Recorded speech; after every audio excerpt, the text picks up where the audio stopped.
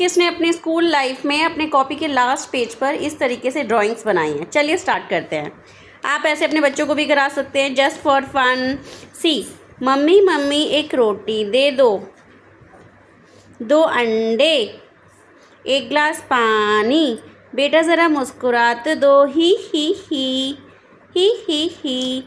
Mummy mummy 2 केले दे दो, 2 छोटे केले। बेटा 6 और 6 कितना होता है? 14। गलत। पापा से पूछता हूँ, पापा 6 और 6 कितना होता है? बेटा पहले चड्डी तो पहन लो। इतनी अच्छी नहीं बनी है, ये कैट बनी है। अब हम बनाएंगे रैट।